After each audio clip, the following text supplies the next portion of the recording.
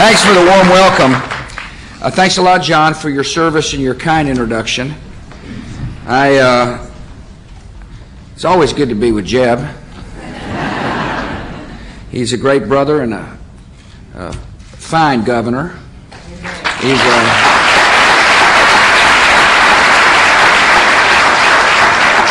And I know my daughter Barbara, who's traveling with me today, is proud of her Uncle Jeb. Thanks for coming, Barbara. We're glad you're here.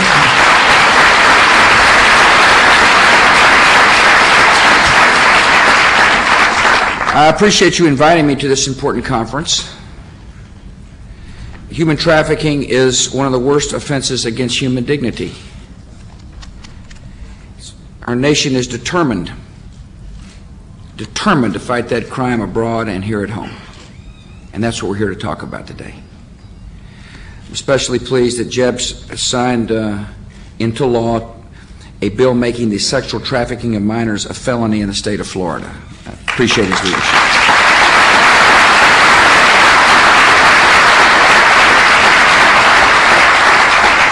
I want to thank Claude Allen, the Deputy Secretary of the Department of Health and Human Services, for joining us today. Hey, Claude, thank you for coming.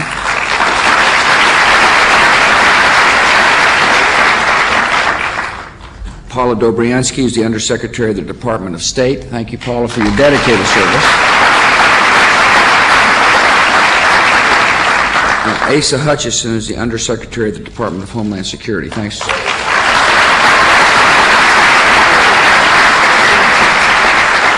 In order to make sure the federal laws we're going to discuss are enforced, you got to have good, strong U.S. attorneys around the United States. Paul Perez is a strong U.S. attorney here in Tampa. Paul, thank you for being here. I appreciate your time.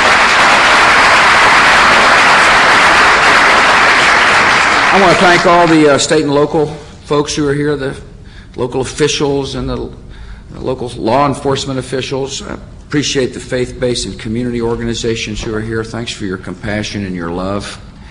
I met Lon Pham today when I got to the airport. Where are you, Lon? Oh, there she is. You thought you'd get a better seat than that, but anyway, she's... the reason why is Lon came out to greet me at Air Force One, and she volunteers 5 days a week at Catholic Charities. She is a soldier in the Army of Compassion. She is a reminder that the greatest strength of this country is the heart and souls of our fellow citizens, people who are willing to help people who hurt. Lon is such an example. She is involved with the rescuing of innocent victims that have been brought here and have been harmed. You know, the great strength of America is the fact that we've got millions of our fellow citizens who heed a call to love their neighbor just like they'd like to be loved themselves on an hourly basis. And Lon is such a person.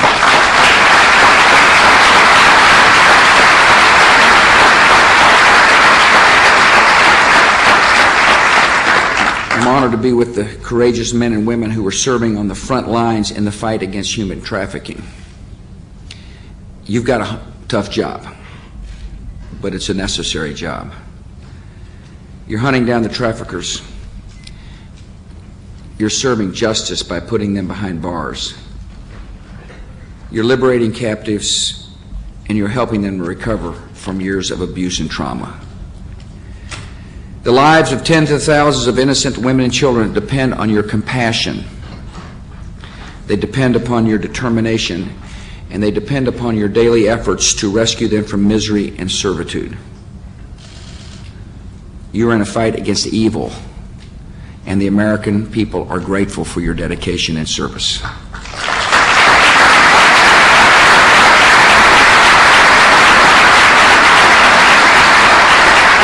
Human life is the gift of our Creator, and it should never be for sale. It takes a special kind of depravity to exploit and hurt the most vulnerable members of society. Human traffickers rob children of their innocence. They expose them to the worst of life before they have seen much of life. Traffickers tear families apart. They treat their victims as nothing more than goods and commodities for sale to the highest bidder. Worldwide, at least 600,000 to 800,000 human beings are trafficked across international borders each year. Of those, it is believed that 80% are women and girls, and that 70% of them are forced into sexual servitude. The United Nations believes that trafficking of human beings is now the third largest source of money for organized crime after arms and drugs. We got a problem. We need to do something about it.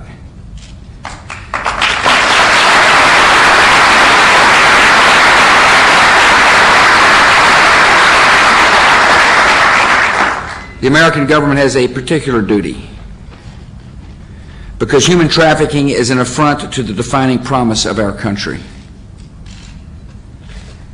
People come to America hoping for a better life. It's a terrible tragedy when anyone comes here only to be forced into a sweatshop, domestic servitude, pornography, or prostitution. It is estimated that between 14,500 and 17,500 victims of trafficking cross our borders every year. U.S. law enforcement has documented cases of Latvian girls trafficked into sexual slavery in Chicago, or Ukrainian girls trafficked in Los Angeles and Maryland, or Thai, Korean, Malaysian, and Vietnamese girls trafficked in Georgia, or Mexican girls trafficked in California, New Jersey, and here in Florida. Many of the victims are teenagers, some as young as 12 years old. Many victims are beaten. Some are killed. Others die spiritual and emotional deaths, convinced after years of abuse that their lives have no worth. This trade in human beings brings suffering to the innocent and shame to our country, and we will lead the fight against it.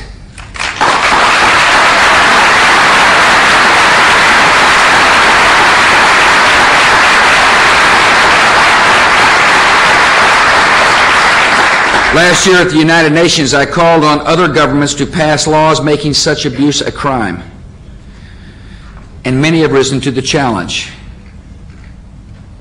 In the past year, 24 nations have enacted new laws to combat trade in human lives. 32 are now in the process of drafting or passing such laws. As a result of these efforts, this year nearly 8,000 traffickers were prosecuted worldwide. 2,800 have been convicted. America is actively helping nations that are willing to engage in this fight. Since taking office, my administration has provided more than $295 million to support anti-trafficking programs in more than 120 countries.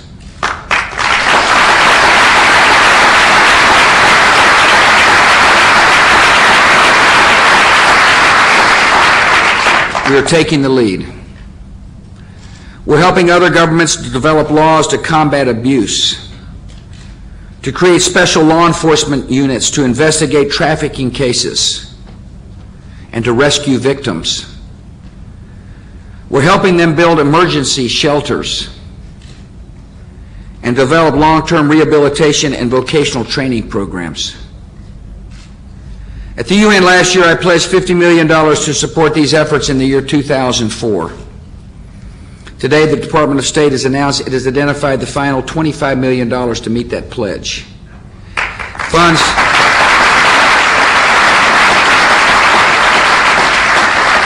Funds that will support anti-trafficking programs in Brazil and Cambodia and India and Indonesia and Mexico, Moldova, Sierra Leone, and Tanzania. Every nation that fights human trafficking has a friend in the United States, and it's important for them to know that. America, as we're confronting nations that profit from or tolerate human trafficking, we're helping nations and we are confronting nations. Those countries face potential sanctions that include the loss of U.S. military and economic assistance, as well as the loss of support from the World Bank and the IMF. And this approach is yielding results.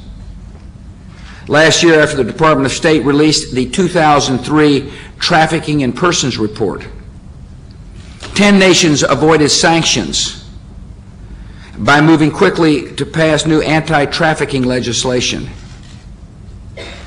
to train police officers. They launched domestic information campaigns and established victim protection programs. This year, we have created a special watch list of 42 problem countries that require scrutiny. Every nation that is complicit in human trafficking can know that the United States government is watching, and there will be consequences if they don't act. As we fight the trade in human beings abroad, we have also launched an unprecedented domestic effort to deal with this problem at home. Our approach combines aggressive law enforcement action, that means putting people in jail, with compassionate outreach to the victims.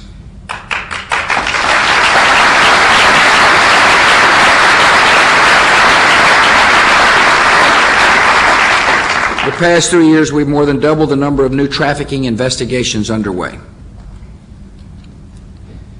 Last August, for example, a federal district court in New Jersey sentenced 2 women to 17.5 years in prison,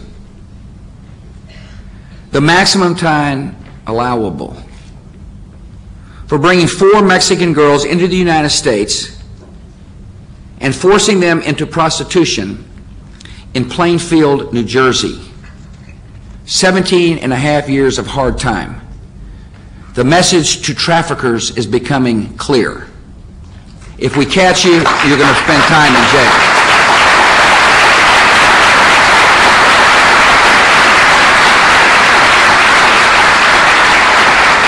This year, the Department of Justice, under General Ashcroft's lead, successfully prosecuted the largest human trafficking case in U.S. history, convicting the ringleader of a criminal gang that had smuggled more than 200 Vietnamese and Chinese nationals to work as slave laborers in a garment factory on American Samoa.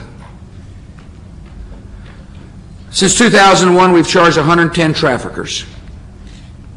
That's tripled the number charged in the previous 3 years. We're beginning to make good and substantial progress. The message is getting out. We're serious. And when we catch you, you'll find out we're serious. We're staying on the hunt.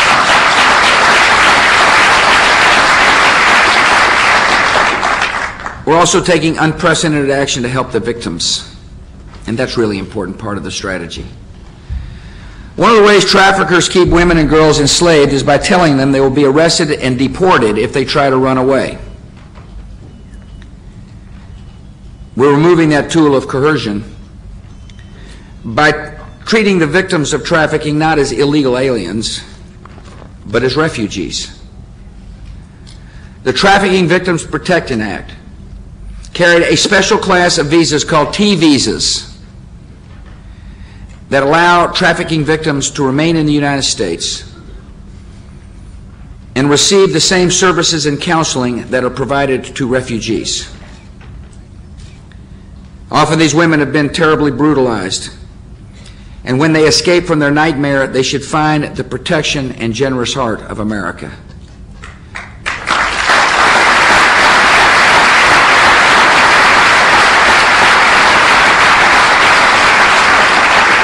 So we're calling upon and rallying the armies of compassion in our society to help. Since taking office, this administration has provided $35 million in grants to 36 local groups that are helping those who have suffered at the hands of traffickers. We're using federal monies to help spread compassion. Today, the Justice Department is awarding $4.5 million to 9 organizations that are running shelters where victims can take refuge while they seek further help. This is a good and proper use of federal taxpayers' money. Earlier this year, the Department of Health and Human Services helped Covenant House establish a nationwide toll-free 24-hour hotline to report incidents of trafficking. Victims and those who know about their plight can call 1-888-373-7888. Spread the word. One speech alone is not going to get the number out. America will not tolerate slave traders who bring women and children into our country for abuse. We will not tolerate American citizens abusing innocent children abroad. Sex tourism is an estimated $1 billion a year business worldwide. No American should have any part of it. We're working with governments in Southeast Asia to crack down on pedophile sex tourism. And many nations in that region have made substantial progress. We also face a problem only 90 miles off our shores, where the regime of Fidel Castro has turned Cuba into a major destination for sex tourism. A recent study by the Protection Project at Johns Hopkins University found that Cuba has, quote, replaced Southeast Asia as a destination for pedophiles and sex tourists. As restrictions on travel to Cuba were eased during the 1990s, the study found an influx of American and Canadian tourists contributed to a sharp increase in child prostitution in Cuba. The regime in Havana, already one of the worst violators of human rights in the world, is adding to its crimes. The dictator welcomes sex tourism. Here's how he bragged about their industry. Cuba has the cleanest, this is his quotes, Cuba has the cleanest and most educated prostitutes in the world. He said that because sex tourism is a vital source of hard currency to keep his corrupt government afloat.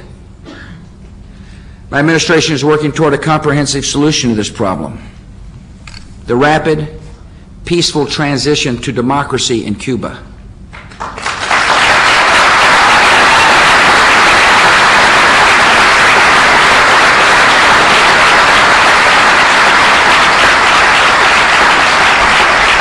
We have put a strategy in place to hasten the day when no Cuban child is exploited to finance a failed revolution, and every Cuban citizen will live in freedom.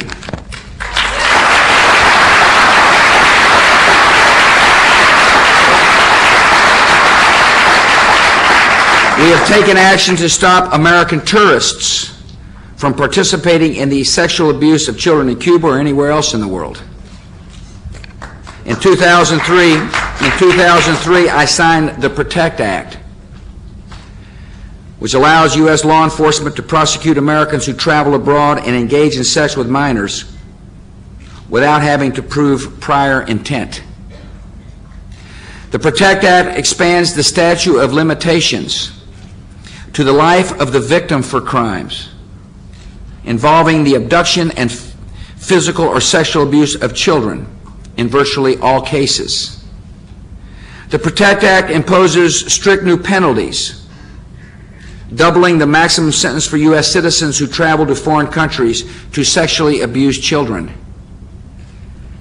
We've also launched information campaigns in foreign countries to inform American travelers of penalties back home for sexually exploiting children abroad. See, stopping this abuse requires going after the criminal gangs who supply the sexual predators. But we cannot put them out of business until and unless we deal with the problem of demand.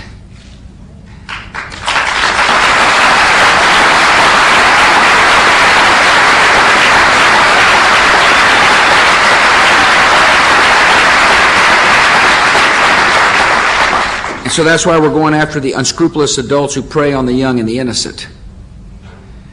Last summer, the Department of Homeland Security launched Operation Predator, a comprehensive effort to protect children from international sex tourists and traffickers and pornography and prostitution rings.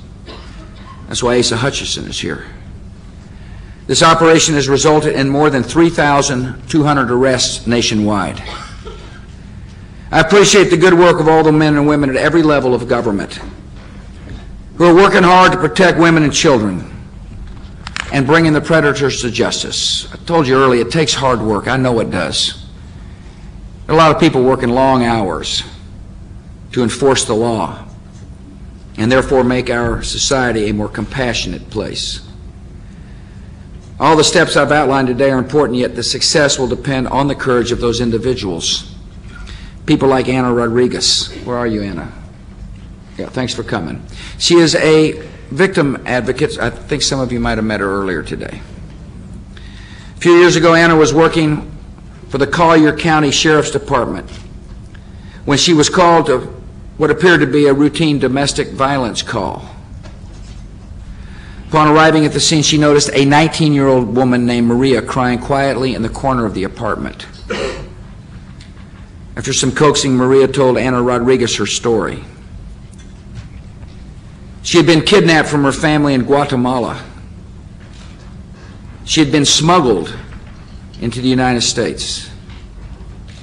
She was being kept as a slave. She was forced to work without pay in the tomato fields of Central Florida, and then raped at night. At first, Anna was told by her superiors there was nothing she could do for Maria except turn her case over to the INS. She didn't give up. Anna Rodriguez obviously has a huge heart. Thanks to her persistence, Maria was rescued and her captor is now in prison.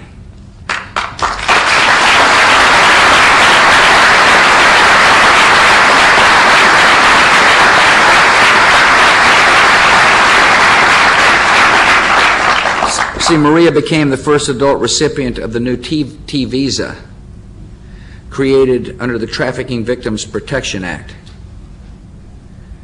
Because of good law passed, she remains in the U.S. and is working to rebuild her life with the continuing support of her friend, Anna Rodriguez. I hope out of this conference comes a determination to stand behind the Anna Rodriguezes and the thousands of other dedicated police officers, prosecutors, social workers, local officials who stand on the side by side with the victims of human trafficking every single day, who want to rescue them in the name of a compassionate America. We're working to make sure you have the support you need in Washington, D.C. You got a governor who's supporting you here in Florida. Because the struggle against human trafficking is more than a fight against crime. See, this is more than a criminal justice matter. It's a struggle for the lives and dignity of innocent women and children. And that's why all of us must be dedicated to the strategies that will enable us to prevail. I want to thank you for giving me a chance to come by and talk about this important subject. Again, I thank you for your work of compassion and decency. God bless.